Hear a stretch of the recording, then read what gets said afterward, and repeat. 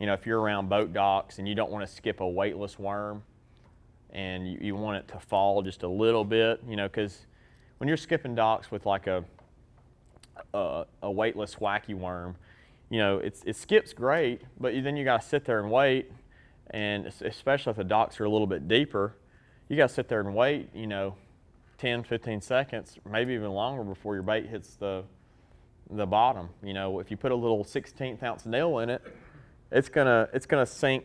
You know, it's not going to just fall straight to the bottom, but it's just going to kind of slowly sink down. You can cover a lot more docks that way. 1/8 ounce nail weight, I use this not too often, but down south when the fish get deep on ledges, you know, which they'll do anywhere in the country, but when the fish are deeper, like, you know, 20 foot, and you want to keep that bait on the bottom at all times, and you're maybe throwing a little bit bigger plastic, 1/8 ounce is a great size. Kentucky Lake, when the fish are deep, you know, 1/8 ounce is the size that I'm going to use in a worm. Your O-ring tool, I think most of y'all may know what an O-ring tool is. Basically, it's just a small tool that you can slip O-rings on plastics. I like to put the O-ring about right around the egg sac of the worm. There's not like an exact spot I put it, but you don't want it just dead in the middle. I like to offset it a little bit.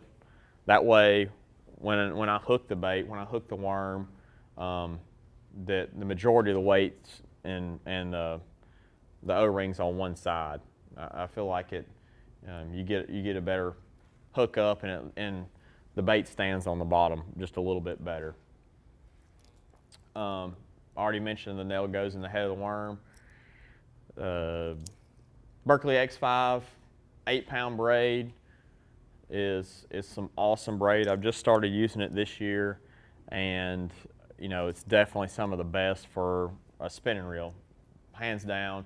I have had 0 line twist out of it. I feel like it's just great. It really is. A lot of braids I've had trouble, you know, getting wind knots and things like that. Their X5 8 pounds just phenomenal. I throw an 8-pound 100% fluoro leader on that as well. 8-pound to 12-pound test, really. If you're fishing around heavier cover, go up to 12-pound. If you're fishing around, you know, docks, you feel like you may break off on, 8-pound may be a little light. 7-foot medium action Fanatista Premier. You know, 7-foot medium's all around good rod for this, and the Abu Riva MGX spinner reel is my real choice for these. So that's pretty much how I rig it, and you know, that's the setup that I use. So why is this bait effective? And really, the biggest thing that I feel like why it's so effective is the fish just don't normally see it. You know, they don't see that certain fall. A lot of fish may see shaky heads. They see drop shots. There's just a lot of different plastics that the fish constantly see. And down south, really, you know, a lot of our fish get pressured all year long. I mean, like Gunnersville, really everywhere. I mean, the fish get fished for year round. Like, we don't have times where we can't go out on the water. You always can go out there, and so the fish see baits constantly. You have to give them a different presentation, and that's really how this technique kind of took off in Japan. You know, they come up with some pretty nifty stuff because their fish, they're always, you know, always getting pressured, and you know, you typically need to have a different look, and that's simply why the fish bite it. They don't see it. It's supernatural. Why is it effective? Your hookup ratio is increased due to the exposed hook. You know, to me, a Neko rig, like when I was fishing at Hartwell, I honestly did not lose one fish. One fish that had the bait that, you know, I didn't fight one in the boat and lose it. Number one, you know, because I'm throwing a little bit smaller, you know, thinner hook, and it's an exposed hook. I mean, I was, you know, with this bait, when you feel them eat it, you know, I'm just kind of reeling and pulling into them. I'm not like reeling down and just jerking. You don't have to. You can just kind of reel and just feel them tighten up and just kind of pull into them. And that exposed hook's going to get them over that hook being buried up like in the worm. Yes, sir. It might be a dumb question. No, it's not dumb. Yeah, it is. Do you hook the hook from the tail to the front through the O-ring, or does it make a difference? That's not a dumb question.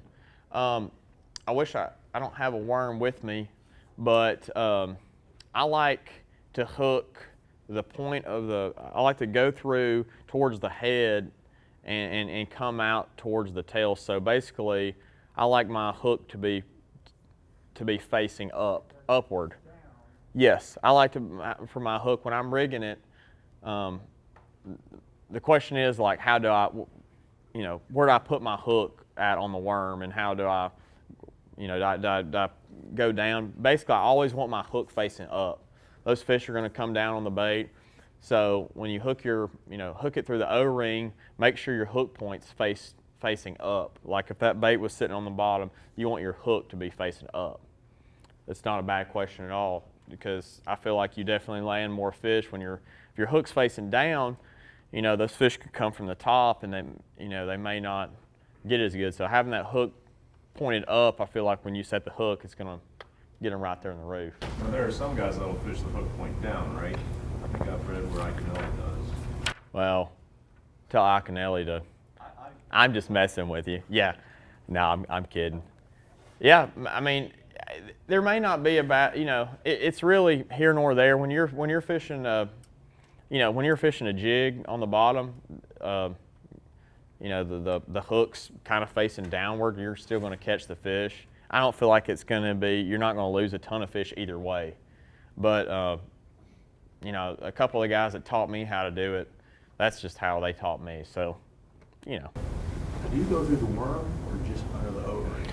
That's a good question. Really good question. Do I go through the worm? Yes, I do. If you go just through the O-ring, it's gonna, you know, you'll have a harder time keeping the worm on there. So I do go through the plastic. I go into the plastic and have the under the O-ring as well too. So I go through the plastic of the worm when I'm hooking, you know, the Neko rig. I don't go just under the O-ring. Good question.